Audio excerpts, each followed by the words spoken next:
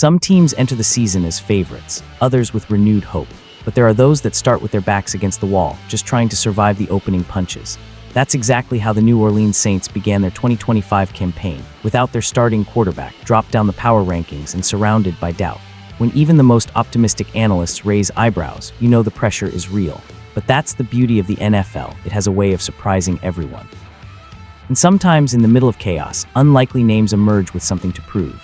If you believe the Saints still have a shot at turning this around, drop a comment below, hit that like button, and subscribe to the channel. It helps us grow and keeps the NFL stories coming your way. When Derek Carr retired, the Saints didn't just lose a quarterback, they lost a leader, a stabilizing force, and the voice that held the offense together. And shockingly, the front office did little to fill that void. No big-name signings, no bold trades, just a quiet handoff to a name few saw as the answer, Spencer Rattler.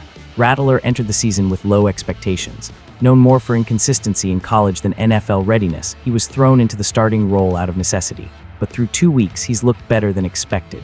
In Week 1, he didn't find the end zone, but he kept the Saints alive in a close loss to the Cardinals. In Week 2, he was nothing short of impressive against a physical 49ers team, even if the result was another loss. The bigger issue remains, he just doesn't have enough weapons around him. The Saints' offensive roster is thin. Outside of Chris Olave and Alvin Kamara, there's not much to work with. Juwan Johnson has been a pleasant surprise, sure, but it's not enough to power a full season offense. And that's why the team finally made a move before Week 3.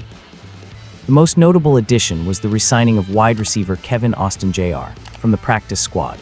Austin played in 8 games for the Saints last season, recording 11 catches for 151 yards, but never reaching the end zone. He didn't make headlines, but right now, he represents depth. He knows the playbook, has chemistry with Rattler from practice, and could contribute right away, even in limited snaps. New Orleans also elevated tight end Trayton Welch and defensive end Fadil Diggs to the active roster. Quiet moves, but a clear sign the team is trying to adjust from within, since external reinforcements haven't arrived. Welch, who signed in January, has yet to record a stat, but now has a shot to find a role with tight end Malaki Matava waived. Diggs, meanwhile, was a preseason standout and could rotate in along the defensive line as early as this week. Both players are expected to see the field in Week 3, even if in a limited capacity, and both will be fighting to stay on the 53-man roster. Head coach Dennis Allen hasn't sugarcoated it. This is a tough stretch. The defense has done its job, but without offensive consistency, it's not enough. The lack of reliable weapons limits what the offense can call, and that directly affects Rattler, who's had to improvise far more than a rookie starter should. Reinforcements like Austin and Welch may not be game changers, but they can be sparks, especially if they take pressure off Olave and open up space for Kamara. What's most intriguing about this phase of the Saints' rebuild is watching young players try to take control. Rattler, despite his flaws, has shown poise. Kamara remains a steady leader, and Olave is still one of the most dynamic receivers in the NFC. But the difference between another forgettable season and a surprise turnaround lies in the details. One fewer dropped pass, one better block, one backup wideout running the right route at the right time. These little things change games. The schedule won't get any easier.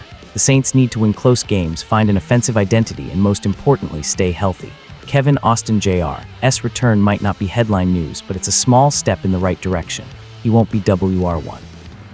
Maybe not even WR2, but he could be that guy who converts on third down, that receiver who keeps the drive alive. And right now, that's priceless in New Orleans. So here's the question. Does Spencer Rattler have enough talent and support around him to spark a turnaround, or are the Saints just delaying the inevitable rebuild? Let us know your thoughts in the comments, and of course, subscribe and turn on notifications so you never miss an NFL update.